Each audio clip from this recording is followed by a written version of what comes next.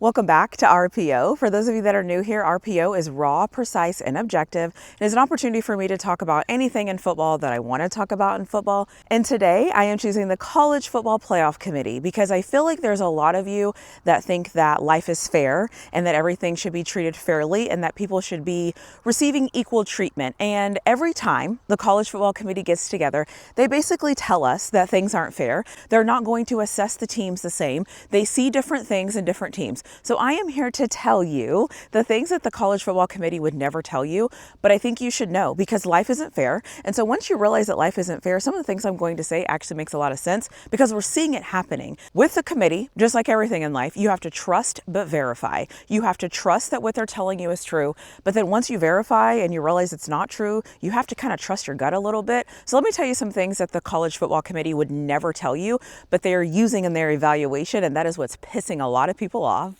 The first thing is going to be obvious is we all know that there's SEC bias. I made a whole video about how we all have SEC biases. If you don't believe that we are all biased towards the SEC, think about any time you get a recruit and that recruit was being recruited by the SEC. You get excited. You usually say this player has to be good because he was also being looked at, insert team from the SEC here, or the opposite, when they're in the transfer portal and you get them to come to your school, you say, well, they have to be good because they came from Alabama. Or let's say when a player decides to leave your program and they leave your program in said conference and then they head to the SEC, you always feel like you did something right. When you can groom players and get players ready to go play in the SEC, that is letting me know that every single person has SEC biases in one way or another. Whether it's positive or a negative, we always look to the SEC to be a guiding light on our players. So for those of you that are accusing the College Football Committee of having SEC bias, I'm here to tell you, you also have those same SEC biases, and so you can't get mad at them for having them when you also have them as well. Hi, if you haven't already, don't forget to hit that like button. Make sure that you're subscribed to my channel and turn on those notification bells. And if you're filling up to it, don't forget to leave me a comment in the comment section below. The other thing the committee is looking at that is very obvious to me is talent. The committee is telling us that they do not think the talent in the Big 12 and the talent in the ACC is the same talent in the SEC and the Big 10. If you don't believe me, go look at those rankings.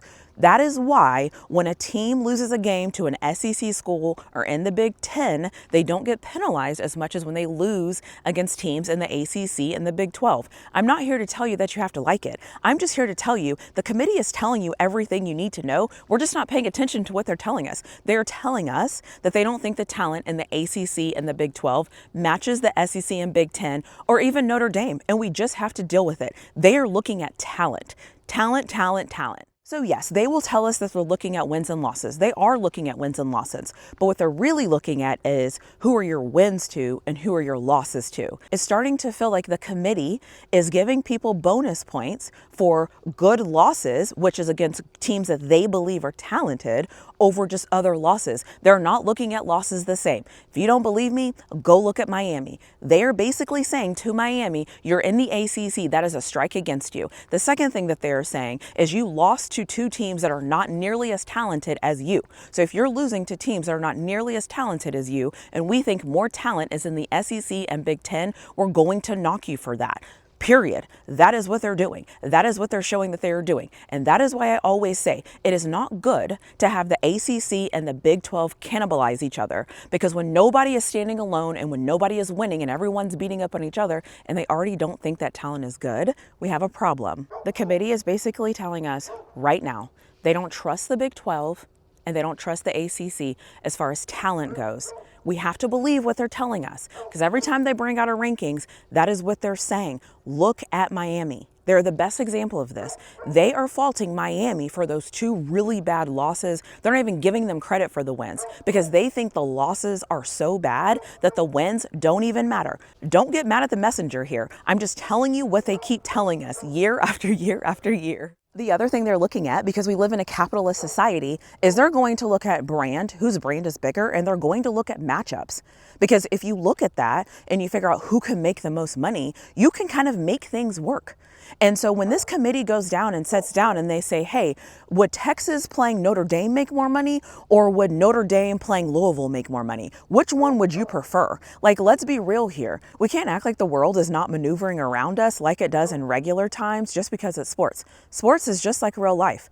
The College Football Committee is telling us they value certain things of other things. We just have to listen to what they're saying. The other thing I think they do is I think they strategically place these teams so that if a team wins or if a team loses, there's already a backup plan. They're already kind of figuring out what they want to happen. So if somebody was to win, if somebody was to lose, they already kind of know where they can place them to make it all make sense. That is what they're trying to do here. They're trying to put together a perfect puzzle to do what? To A, put in the teams that they think are the most talented. Do they care about records? I don't really know if they care about records as much as they care about how the talent looks on the field. They also care about the brand. Who is the team? Who is the brand? What do they look like?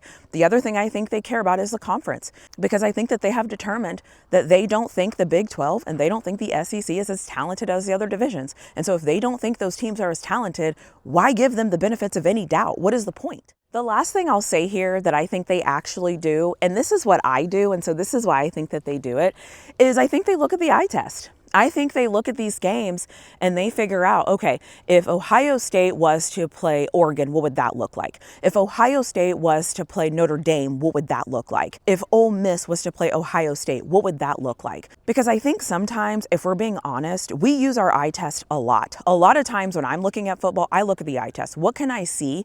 What looks like the same? What looks like good football? I watch a lot of football, and because I watch a lot of football, I have up on multiple screens. And because I have on multiple screens, I can't hear everyone. What happens when I'm doing that and when I'm watching the football, sometimes I watch some teams in silent. There are some teams that I watch silently that don't look good at all. I'm not going to name any conferences that I don't think that those teams look good. It should be obvious, but when you watch those teams on mute, they don't look good. And I think the committee is looking at that. However, the committee cannot come out and say, hey, the way that we base our decision is on this. We look at eye test and see if we think these teams are good. We look at talent to see the talent across the board to see if these teams are good. We also look at brand to see whose brand is bigger than the other brands. We also don't really think the ACC or the Big 12 plays football like the SEC and the Big 10, so that also factors into our equation. We also look at future matchups and who we think can bring us the most money before we roll out our top 12 teams that are going to be in the playoffs. They can't do that. They actually cannot say that. Because they can't say that, though, they're saying that with their rankings. The problem is a lot of us have this notion that life is fair and situations should be fair. It's not fair. That is why when you're in the Big 12 and when you're in the ACC, the only sure way to get in the top 12 teams is to win your conference. That is it. Because that shows them that you have to have a spot, so you're going to get your spot. Everywhere else, it gets complicated. And I said, since the committee was being implemented last year, eventually there's going to be a 9-3, 10-2 SEC or Big 10 problem.